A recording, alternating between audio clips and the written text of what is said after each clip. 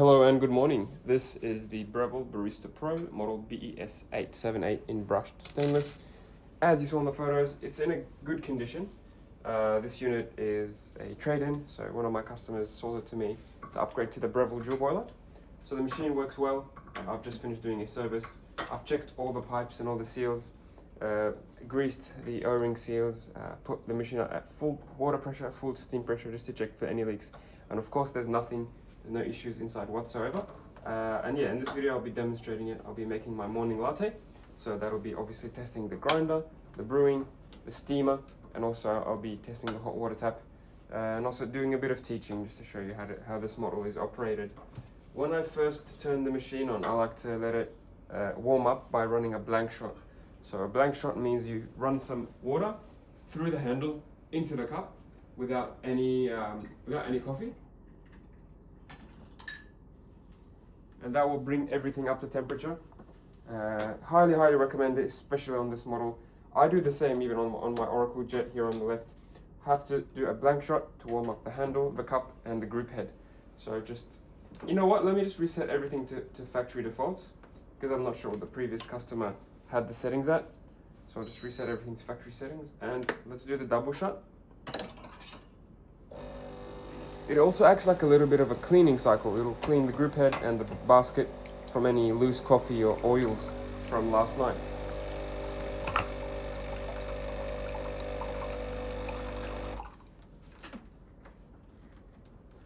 That's the double cup. It should be okay to do just one of them, but just for the peace of mind, I'm going to test the single cup as well. And these buttons are programmable, so as long as they work, you can set them to whatever length you want. From as little as 20 mils of water up to 200 mils of water, I think.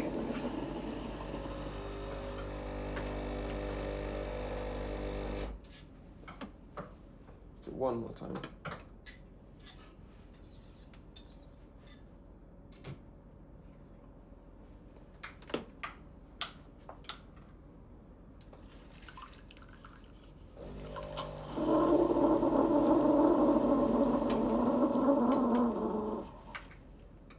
There you go. Cup is full of hot water now. Nice and hot now. I'm going to keep it on top here while we do everything else. So, this machine comes with 4 baskets, 2 singles, 2 doubles. The one I'm using here is the single wall double cup. In other words, it's the standard one that comes pre-installed in the handle. That's the one I would use. That's the same one I would use on my machine as well. It takes 18 grams of coffee.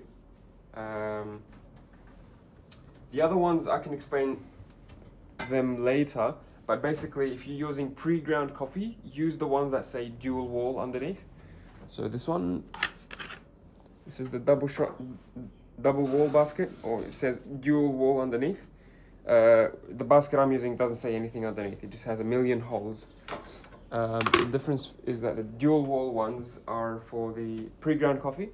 So if you already have pre-ground beans instead of whole beans, that's when you would use it. But if you're using the grind and grinding fresh coffee, I would use the single wall. Like I said, it takes 18 grams. And why is that important?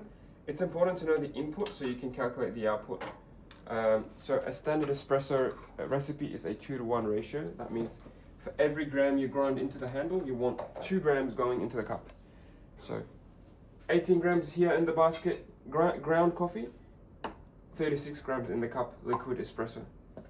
And that should take place in about 25 or 30 seconds. That's the standard rule of thumb. That's what I would recommend. Generally, that's what tastes best for most people.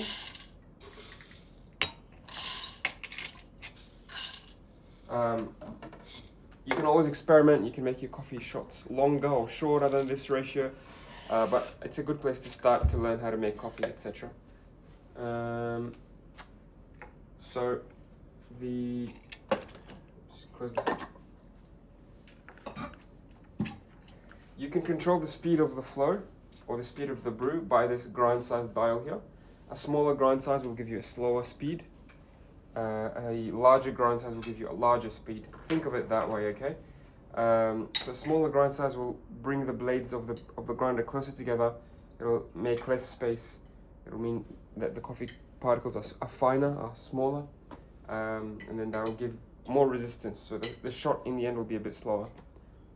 And on the other hand, the larger grind size will give you more space between the burrs. The coffee particles ground will be larger, and so as a result, the water will be flowing more quickly through the coffee, giving you a faster shot. You can also control the amount, so how long the grinder will grind for, by this dial. I'll advise to keep this at a number that gives you 18 grams. So try to keep your dose consistently at 18 grams and only change the grind size to control like the strength of your coffee. Keep this at 18 grams if you can. You can also program the buttons. So I hope this is not too confusing, but you can control the speed by the grind size. You can control the overall yield by the grind amount, the brew amount here on the cups. So I'll be using the factory defaults. If I were to be using the factory defaults, I think Breville sets them for a bit too long. Like the double cup goes for a bit too long, more than 36. It generally goes for like 50 or 60, which is too much coffee, I think. So I'll be actually reprogramming the double cup. I'll be showing you how to do it. It's very easy. Reprogramming it to give us 36 grams. And then once it's set to give us like 35, 40, 45, approximately, we'll be controlling the grind speed, the brew speed by this dial here. I haven't made a coffee on this exact unit yet. I've made coffees on dozens of Barista Pros. And the grind size is always different. There's no one magic grind size to use. It's currently on number 6. The previous customer had it on number 6. So let's just quickly have a look and see what it looks like. It looks quite fine. From experience, if I were to make a coffee with this grind size, it might be too slow and block the machine. So what I'm going to do, I'm going to increase it to maybe number 10. This is grind size number 10. It looks alright. I'm going to leave it at number 10. What I did there is I ground for a few more seconds after changing the grind size. So after you change the grind size, it's still a bit too small. I'm going to do number 12.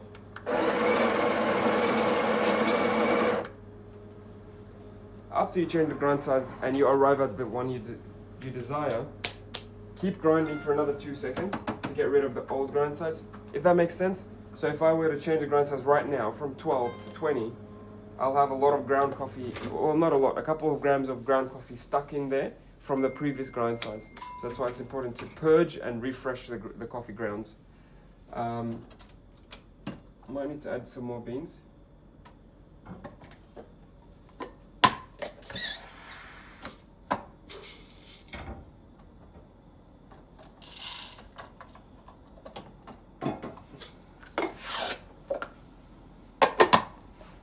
Okay, now let's go back to what we were talking about, grinding size. So let's try number 12.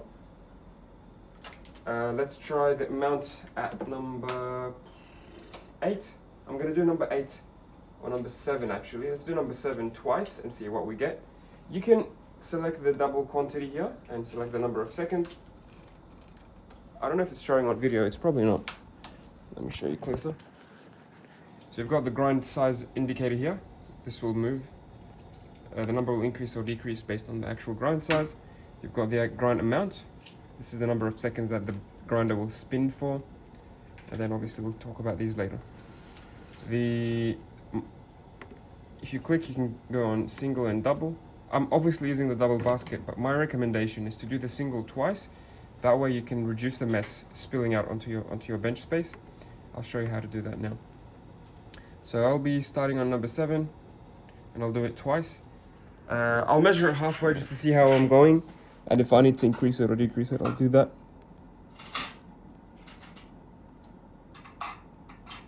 There we go. All right.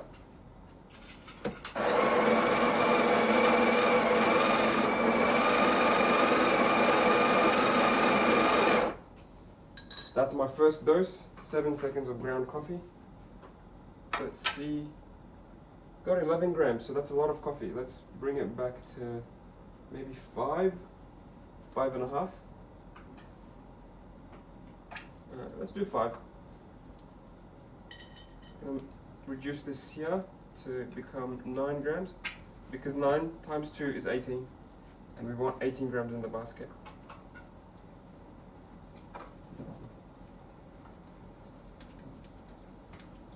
There we go, that's 9 grams. The key step here, to reduce the mess, you want to press or tamp your coffee halfway through. So I've done my first dose. I'm going to press and reduce and compact my coffee. Otherwise what will happen is, if you just grind the whole double dose all at once, you get a lot of, it's like a mountain of coffee that will spill, for sure, will spill when you take it out. So we don't want to do that. Yep, 9 grams. Let's try that again.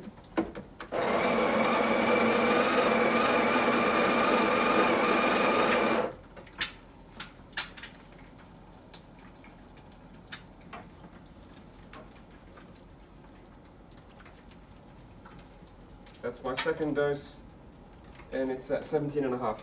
So I'm pretty happy with that. I might actually leave it there. I was aiming for 18 grams, but a little bit up and down is fine.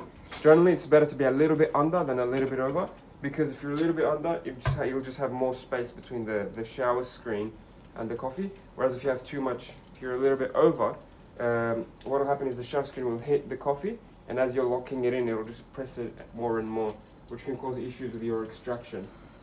So 17.5 grams. If you don't have a scale, that's fine. You can still make good coffee. Just follow this rule. I want you to grind enough coffee so that it's before you press it with the tamper, it's at the edge, which roughly it is at the edge now, so flush with the top of the basket. And then the other rule of thumb is, once you press the coffee down as much as you can, this silver part on the tamper should disappear. So have a look.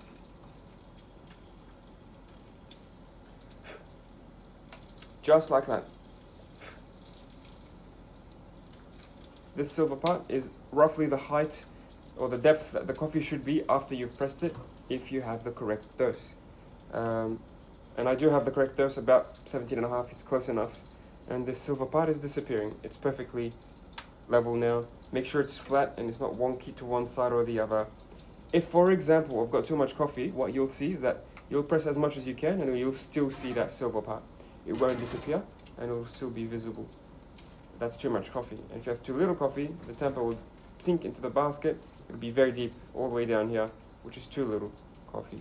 You want it to be roughly this height, or this deep. So yeah, if you do that, you don't have to have a scale really to measure. Make sure the edges are clean. Lock it in, just in the middle. Grab your cup. If you like to add sugar or syrup or sweetener, add it now before you brew the espresso. That way you can have all the flavors mix in nicely with the coffee, and you can avoid that really sweet taste at the bottom of your coffee. You've got a hot water tap, so it'll give you clean hot water from the boiler straight away. Give it a few seconds to warm up.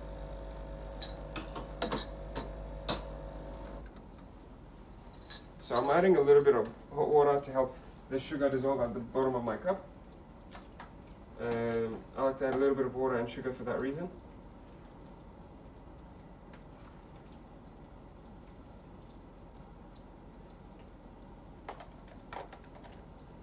You can also obviously use this for other things, the hot water tap. For example, long black Americano style coffee. You can use it to brew tea bags. If someone in your household doesn't drink coffee, so you can just use the machine's hot water function for tea bags. So make sure you mix in the sugar nicely. I'm going to put my scale back on 0, so now we can measure the output. Like I said, we measured the input at 18 or 17.5 grams. We want the output to be double of that, and hopefully it should take 30 seconds. If my shot of 40 grams or 35 grams, if my shot takes less than 30 seconds, for example, if it takes 15 seconds to come out, then that's too quick. And what do we do to make it slower? We reduce the grind size lower. If my shot takes much longer than 30 seconds, so if it takes 45, 50 seconds, a minute, that's too slow, and we need to speed it up by increasing the grind size. Hopefully it's not too far off today. Let's show you how to program the button. So you'll press the menu button, then you'll go to custom on the right, the custom double, and you'll start. And it'll show you the button lit up. You press it and it'll start making coffee and recording the volume.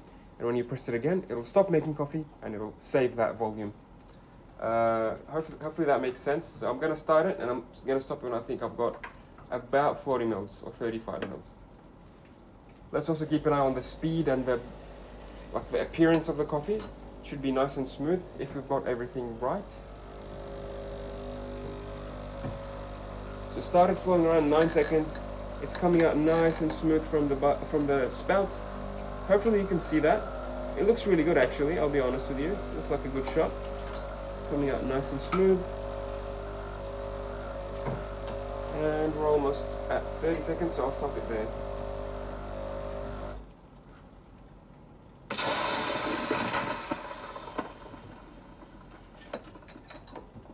That is a really good shot. How much did we get? We got 34 grams. I'm not joking, let me show you. Sorry about the mess, it's a bit dirty in here. That's 34 grams. We were aiming for 35 to 36. So this is the perfect shot. It took 30 seconds. And it smells great, I'll be honest with you. Looks good, smells good. So we got lucky. Maybe lucky is not the right word. I've made hundreds of coffees on Breville, so maybe just it's pattern recognition. But yeah, you can even tell, like from the grind size, if you have a look. If it's very fine, like flour, it's too small. It's going to clog the machine and nothing's going to come out when you try to start the shot. If it's very coarse, like sand or dirt, coarse particles, it'll be too quick. You'll get very little crema and a very sour taste. And the shot will come out too quickly, like 5 or 10 seconds. And I've seen it happen. But when you've got it just in the right grind size, appearance, and you've got the right settings, you'll have a perfect shot like this, where it'll start flowing around 8 to 10 seconds mark from the counter, and it'll stop around 30 seconds and give you about 35 or 40 grams, which is what we got today. So this looks like a really good shot. Next, let's convert this shot into a latte. So I'm going to get some milk. Oh, yum. I'm going to get some milk into my milk jug. This machine doesn't come with a milk jug, but I'm happy to include that for a little bit extra. I'm going to fill the jug about halfway, just there, maybe a third of the way, which is standard for a latte, or a cup for one person, just there. Recommended to use cold full cream milk. You can still do it for 2 people, but it might overspill and it might get a bit messy. So to steam, you need to learn the technique. If this is your first coffee machine, it's hard to explain on this video because I only got one angle. There's lots of other YouTubers who show good tips and tricks on how to get good milk textures from your Breville. But the basics are, try to get the wand close to the edge of the jug and put it at an angle, and try to keep spinning the milk in a tornado fashion. And lastly, the tip depth will control the amount of foam that you have. So if it's very shallow, close to the surface of the milk, you'll get a lot of foam, you'll inject a lot of air. And if it's very deep, you won't get much air. So we'll give it a try.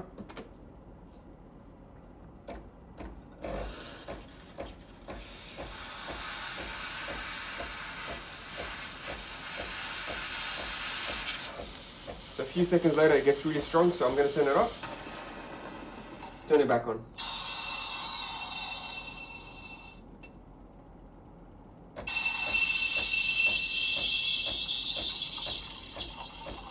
Keep the jug at an angle, keep the wand close to the edge of the milk jug,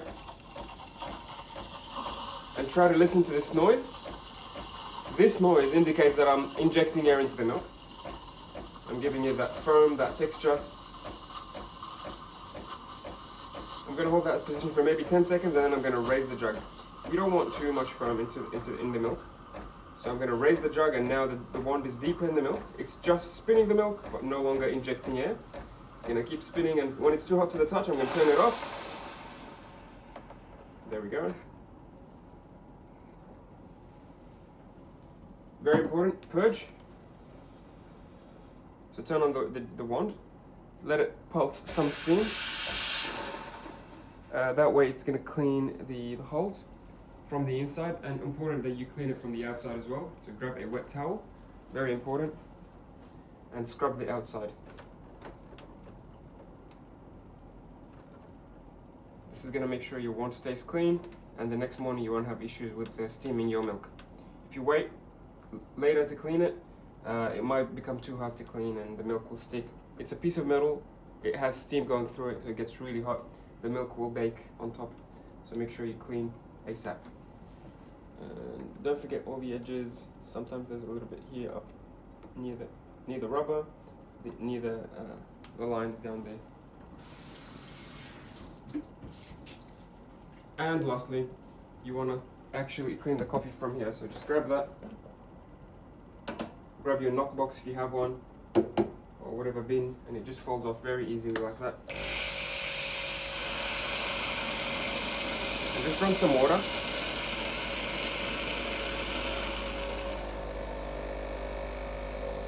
This water will clean both the shower screen and the basket.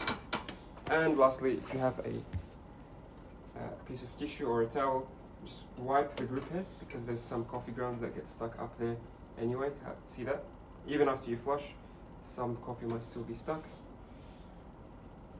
And just like that, it's good to make another coffee or be turned off, and then you can make another coffee in the morning with zero issues. Let's quickly pour the milk into the coffee. Mix up the crema and all the flavors so you get a nice even cup of coffee. Here's your milk jug. You want to knock it on the counter to break any big air bubbles, and swirl it around to mix it up. Do this a few times until you're happy with the surface. Make sure it looks nice and smooth. People say it should look like wet paint, and I would agree. I may have given it too much foam. I think I may have made a latte by mistake, but that's alright.